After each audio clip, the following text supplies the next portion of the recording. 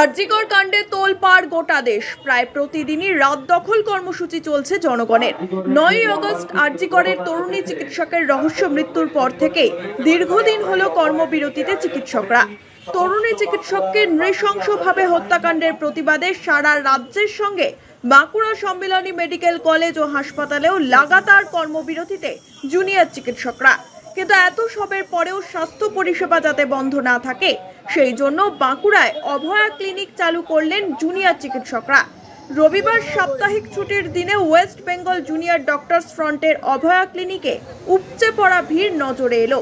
হাসপাতালের বাইরে খোলা আকাশের নিচে বিরামহীনভাবে সাধারণ মানুষকে স্বাস্থ্য পরিষেবা দিয়ে চলেছেন ওই সংগঠনের সদস্যরা।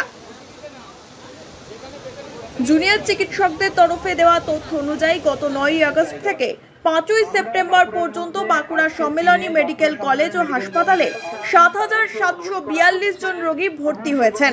এর মধ্যে মেডিসিন বিভাগে ২৬৪৭, শল্য চিকিৎসা বিভাগে ৬০৮, শিশু ও প্রসূতি বিভাগে ১৬২০, শিশু রোগ বিভাগে ২২৩৬, অস্থি চক্ষু ও ইএনটি বিভাগে ২২১ ও অন্যান্য বিভাগে ৪১০ জন ভর্তি হয়েছেন।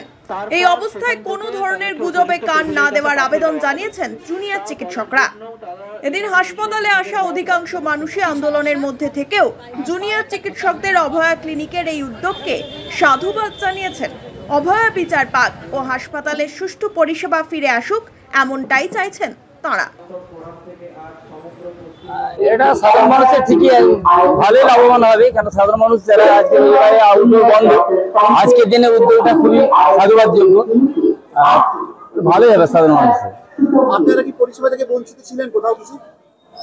না, ঠিক আমাদের এখানে রোগী ভর্তি আছে, পরিষেবা তো বঞ্চিত নয়, এখন পরিষেবা চলছে, ঠিকঠাকই চলছে। আজকে নতুন করে এই অভয়া ক্লিনিক চালু হওয়াটা কতটা লাভবান আপনারা?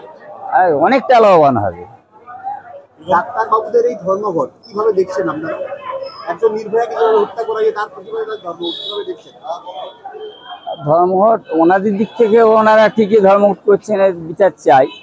আর এই দিকটাও দুদিকটাই ব্যালেন্স করে চলতে হবে, এখানেও যাতে অনেক সাধারণ মানুষ এখানে হাসপাতালে আসেন, তাদেরও যেন পরিষেবা বঞ্চিত না হয়, আর ওনারা একটা সঠিক নিয়মে ওনারাও চলছে। আন্দোলনরত জুনিয়র চিকিৎসকদের তরফে বলা হয়েছে নির্দিষ্ট দাবিতে তারা এই আন্দোলন করছেন। অভয়া ক্লিনিকের মাধ্যমে তাদের বক্তব্য আরো বেশি মানুষের কাছে পৌঁছে দেওয়া জুনিয়র চিকিৎসকদের উদ্দেশ্য। দেখুন, আপনারা সবাই জানেন যে আমাদের ওপিডি প্রায় রোজই খোলা, যেমন ভাবে চিকিৎসা পরিষেবা চলছিল একইভাবে চলছে। ইনডোরে বহু পেশেন্ট এখন ভর্তি আছেন, সিনিয়র ডক্টরসরা 24 ঘন্টাই রোগী দেখছেন। আমরা আজকে এই অভয়া ক্লিনিকটা করার প্রধান উদ্দেশ্য সেটা হচ্ছে যে আপনারা সবাই জানেন যে আমাদের হাসপাতালের যে আমাদের জন্য যে ব্যবস্থাটা সেটা যথাযথ নয় এবং সেটা আমাদের কাজ করার পক্ষে যথেষ্টই অসুবিধাজনক। তাই আমরা হাসপাতালের বাইরে, মূল বিল্ডিং এর বাইরে আমরা অভয়া ক্লিনিকের আয়োজন করেছি, যাতে আমরা এই বার্তাটা পৌঁছে দিতে পারি, যাতে সমস্ত মেডিকেল কলেজে আমাদের জন্য চিকিৎসার যে পরিকাঠামো সেটা যাতে আরো ভালো করা যায়, যাতে আমরা রোগী পরিষেবা ভালো দিতে পারি। আর আমার মনে হয় যেহেতু রবিবার ওপিডি বন্ধ থাকে সবাই জানেন, কিন্তু বহু মানুষের যেমন দেখতে পাচ্ছেন সমস্যা অনেক রকমই থাকে, বা যারা পেশেন্ট পার্টিরা ভর্তি থাকেন তাদেরও অনেক সময় অনেক সমস্যা হয়, তারা যাতে দেখাতে পারেন ডাক্তার। এবং যেহেতু আমাদের সমস্ত বিভাগের জুনিয়র ডাক্তাররা সবাই উপস্থিত আছেন, আমার মনে হয় এটার মাধ্যমে আমরা আরো অনেক লোকের কাছে পৌঁছতে পারবো, আমাদের প্রতিবাদটা সবার সামনে তুলে ধরতে পারবো এবং দিদির স্মৃতিতে এবং বিচারের দাবিতে আমরা এই অভয়া ক্লিনিকের আজকে আয়োজন করেছি। এদিকে গত 5ই সেপ্টেম্বর সুপ্রিম কোর্টে আরজিকর মামলার শুনানি হওয়ার কথা ছিল, তবে প্রধান বিচারপতি ডিওয়াই চন্দ্রচূড়ের অসুস্থতার জেরে তা পিছিয়ে যায়।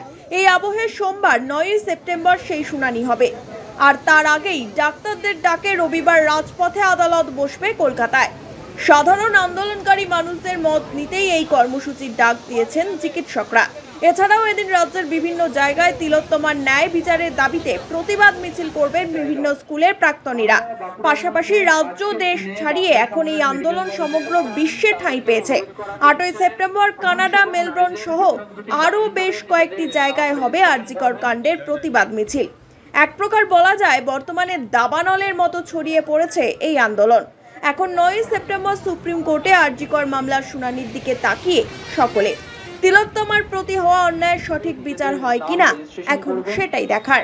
তারপর সেখান থেকে bureau report, one India Bangla. তা বলার জন্য তারা এখানে এসে নিজেদের মত